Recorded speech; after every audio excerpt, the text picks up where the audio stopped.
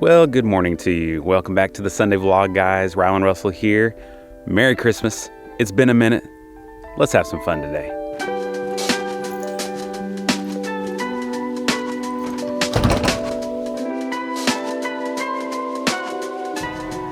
Well, it is the most wonderful time of the year, right, guys? Or for worship pastors and media guys, the craziest, busiest time of the year. And I've been doing big Christmases now for many, many years. At my previous church, it was a big deal, and it's probably a big deal for you guys as well. And there's this sentiment that is growing out there, it seems like, in the worship and tech world, where it's almost, you start to resent Christmas. And I thought I'd share just 3 things that have helped me not hate Christmas time at church.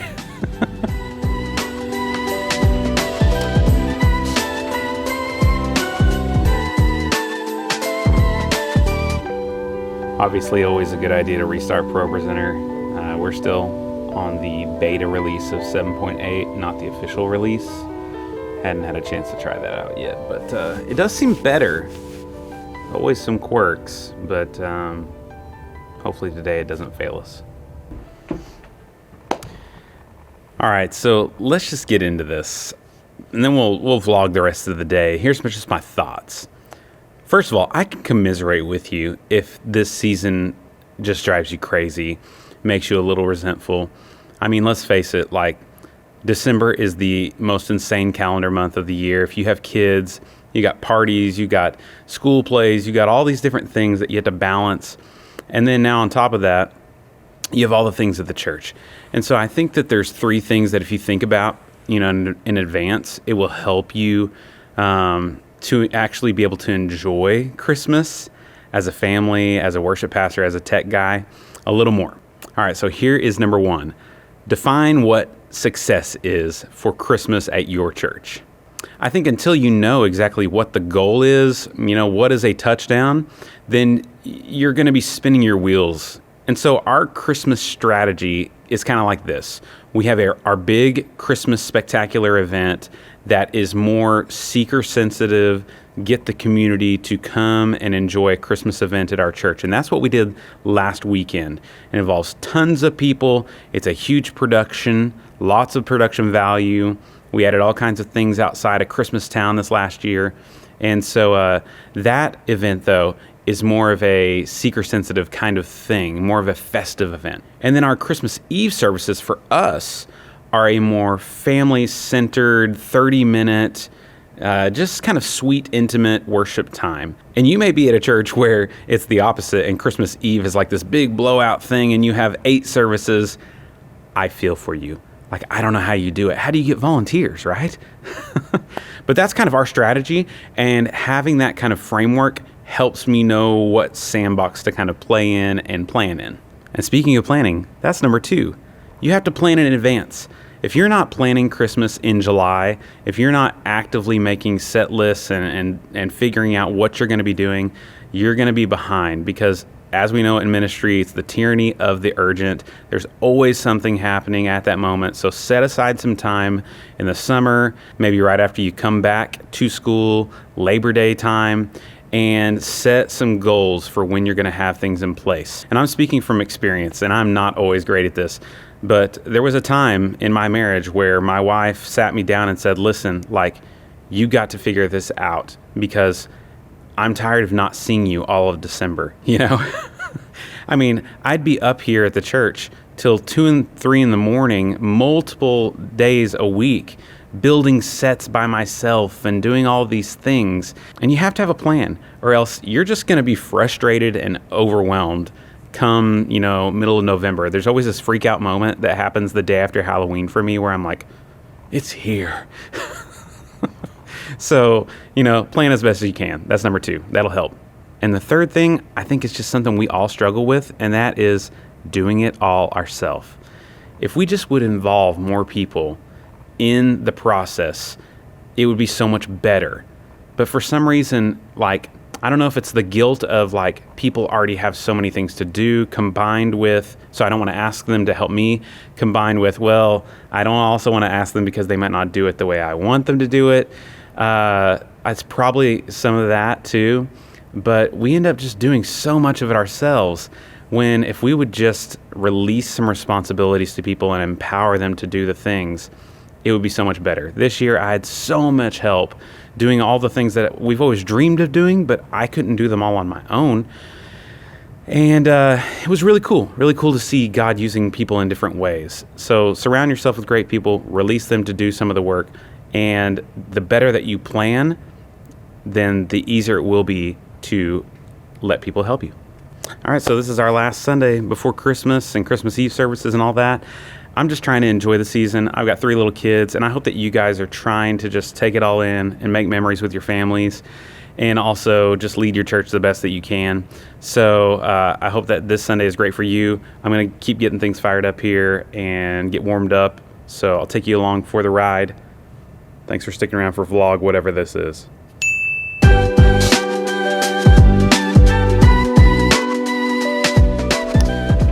All right, so my kindness just got me kind of in a pickle now, because during the month of December on Sunday mornings, I was letting our female vocalists only do 1 vocal.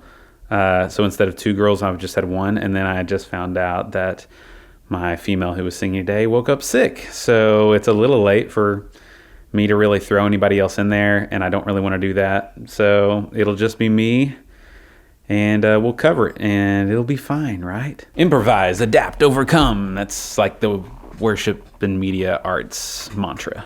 So first service is going right now, which means I'm going to rehearse this female-led song that I was going to let her sing. Make sure that I know what I'm doing. His name shall be Wonderful Counselor. His name shall be Almighty God. When I in awesome wonder consider all the world's thy hands have made. This is amazing grace.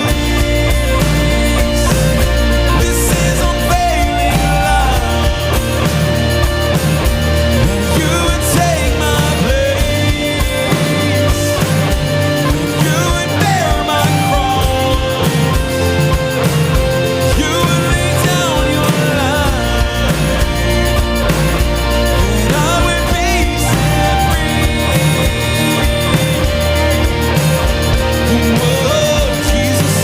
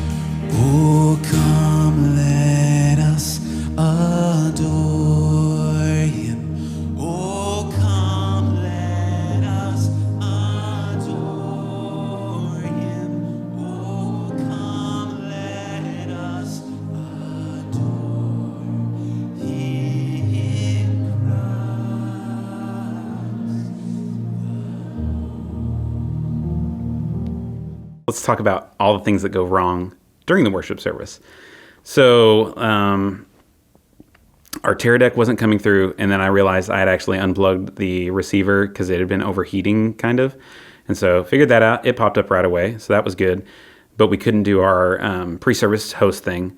But then whenever they started trying to stream, our Web Presenter HD was not doing anything. It was just like sitting there.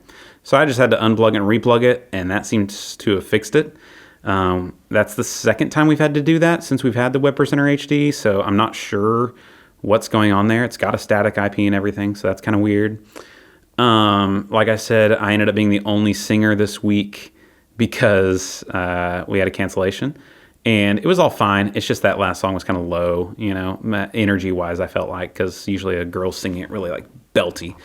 But then, oh my gosh, this was so annoying. Like whenever you have the perfect thing planned out to say to kind of transition between songs, and then you just totally blow it. So we were ending Cornerstone going into O Come All You Faithful. And that last line of Cornerstone says, dressed in his righteousness alone, faultless to stand before the throne. And so I'd planned out to say, we are dressed in the righteousness of God because Christ humbled himself, came to this earth, and was dressed in swaddling clothes. That kind of like tied into Christmas and Christ's birth thing.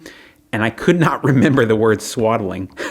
I was like, and we're dressed in righteousness. And the whole time I'm thinking like, what is the word? He humbled himself to become a man. Then he became obedient to death on a cross, that we might have hope in Christ. So let's just say that, Father, we are here for you. We have come to give you the glory.